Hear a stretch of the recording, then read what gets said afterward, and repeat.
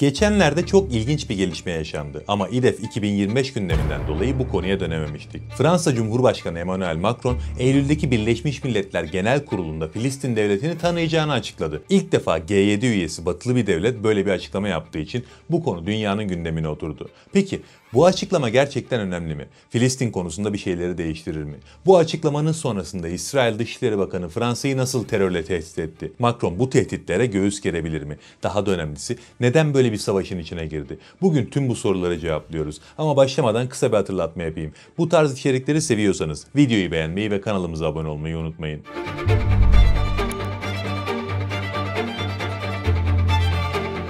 24 Temmuz'da Fransa Cumhurbaşkanı Emmanuel Macron, Fransa'nın Filistin devletini resmen tanıma niyetinde olduğunu kamuoyuna duyurdu. Aslında Filistin devletini tanımaya karar verdim şeklinde duyurdu. Ve hemen bir karar almaktan bahsetmedi. Eylül ayında Birleşmiş Milletler Genel Kurulu'nda bu tanıma işlemini gerçekleştireceğini söyledi. Yani 2 ay sonrasında bu iş için randevu verdi diyelim. O bu açıklamayı yapınca dünya bu konuyla elbette ciddi anlamda ilgilendi. Çünkü bu açıklama Batı'nın İsrail konusundaki taraflı tutumunun sarsılmaya başladığını gösterme ihtimali taşıyor. Normalde biliyorsunuz Batı İsrail konusunda tek yumruktur. Onlar İsrail'in aleyhine hiçbir karara imza atmazlar. Bugüne kadar atmadılar. Fransa bu açıklamasıyla bu duruşu değiştirecek gibi görünüyor. Aslında Avrupa'da Filistin devletini tanıyan devletler var. Ama mesele sadece birilerinin Filistin devletini tanıması değil. Hatta Fransa'nın Filistin'i tanıması da tek başına bir şey ifade etmiyor. Zaten şu an Birleşmiş Milletler üyesi 193 devlet var. Bunların 147'si Filistin'i devlet olarak tanıyor. Fransa tanıyınca en fazla 148 olur. Onun dışında bir önemi yok. Yani normal şartlarda bir önemi yok ama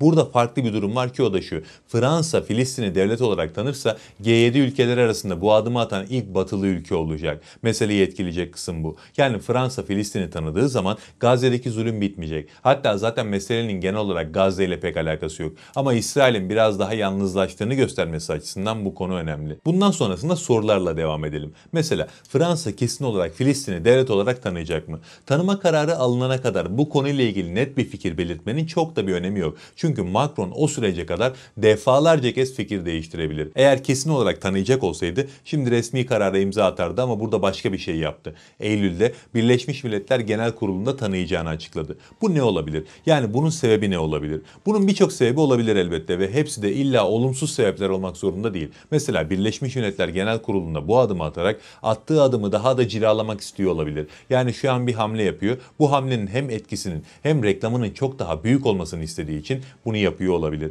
Birleşmiş Milletler Genel Kurulu'nda böyle bir kararın açıklanması elbette daha fazla etki oluşturacak. Ama dediğim gibi karşınızdaki sonuçta Macron ve genel olarak Fransa. Filistin'in derdiyle dertlenecek değiller. Şu an bu süreci Eylül'e atarak bir pazarlık masası kuruyor da olabilir. ABD ve İsrail'den yani İsrail özelinde Yahudi lobisinden talepleri vardır. Onların gerçekleştirilmesi için önüne böyle bir şey koymuş olabilir. Bu 2 ay içerisinde istediğini alırsa karardan vazgeçer. Bu onun için çok zor değil. İleri atmasının bir diğer sebebi de iç dinamiklerle alakalı olabilir. Böyle bir konuyu ortaya atarak Fransız kamuoyunun tepkisinin ne olacağını görmek istemiş olabilir. Yani önümüzde çok fazla ihtimal var. Bu yüzden net olarak tanıyacağını ya da tanımayacağını söylemek çok mümkün değil. Onu önümüzdeki dönemde göreceğiz. Peki Macron neden böyle bir karar aldı? Esas önemli soru bu. Yani durup dururken neden ABD ve İsrail'i karşısına alıyor? Bu konunun da birçok sebebi var. Birincisi Gazze'de yaşananlar artık Batı'da da liderler üzerinde kamuoyu baskısı oluşturmaya başladı. İnsanlar hükümetlerine bu zulmü durdurmaları için baskı yapıyor. Bu baskı batılı liderleri böyle kararlar almaya zorluyor.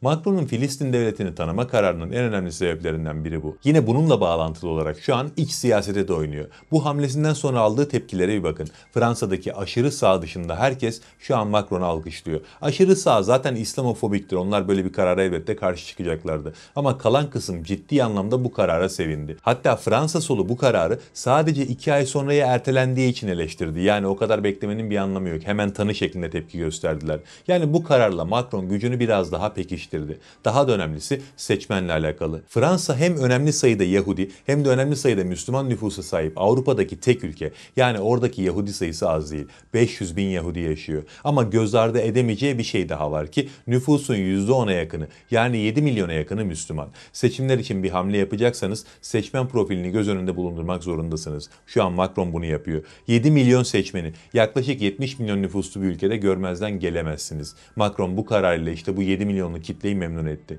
Karşısındaki 500 binlik kitleye de aslında sempatik görünmek için Filistin'i tanıma kararının açıklanmasında bir iki cümle kurdu. Ben Filistin'i tanıyacağım ama Hamas bunun karşılığında silah bırakacak. Filistin devleti de silahsızlandırılacak şeklinde açıklamalar yaptı. Zaten bu tarz şartların varlığı onun attığı bu adımın sembolik olduğunu bize bir kere daha gösteriyor. Fransa, Filistin'in tamamen silahsızlanmayı kabul etmeyeceğini biliyor. Yani en azından Gazze tarafı için bunu söyleyeyim. Şu an Filistin'in yönetimi her tür onursuz şartı kabul edebilecek potansiyelde. Onlardan bahsetmiyorum. Ama Gazze böyle bir şeyi kabul etmediği zaman zaten bu karar alınmayacak. O zaman bunu açıklamanın anlamı ne?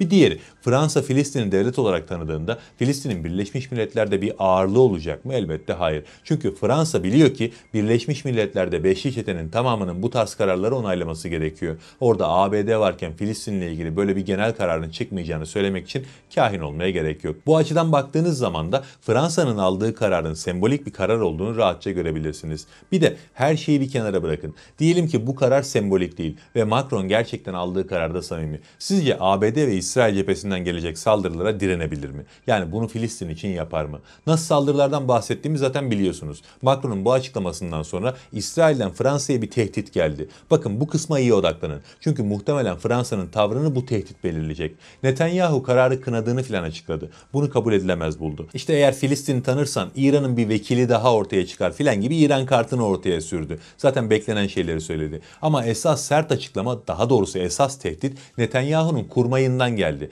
İsrail Dışişleri Bakanı Fransa'ya 1967 sınırlarında bir Filistin devleti kurulursa Fransa kendi iç güvenliğini nasıl sağlayacak dedi. Umarız Paris sokaklarında güvenliği sağlamayı başarabilirler şeklinde açıklama yaptı. Yani bu ne demek? Eğer böyle bir hamlede bulunursan terör yoluyla sana diz çöktürürüm demek. Bu açıklama herhangi bir devletin kaldırabileceği bir açıklama değil. Düşünün ki bir ülkenin Dışişleri Bakanı terör kartıyla başka bir ülkenin Cumhurbaşkanını tehdit ediyor. Hem de başka bir ülke dediğimiz ülke de Fransa gibi diplomaside ciddi ağırlığı olan bir ülke. Şimdi Fransa Cumhurbaşkanı'nın önünde iki yol var. Ya bu tehditlere boyun eğip karardan vazgeçtiğini açıklayacak ya da kimse Fransa'yı tehdit edemez deyip daha da ileri adım atacak. Hangisini yapar derseniz ben geri adım atacağına daha yüksek ihtimal veririm ama %100 diyemem. Çünkü burada farklı dengeler de söz konusu. %60 geri adım atar, %40 meydan okur diyebilirim. Meydan okumaya %40 ihtimal vermemin en büyük sebebi de şu. Fransa şu an Avrupa Birliği'nin ABD'den bağımsız hareket etmesini ve kendi ordusunu kurup kendi gücünü oluşturmasını filan istiyor. Tabii ki yeni yapılanan bu Avrupa'nın da yeni lideri olma derdinde.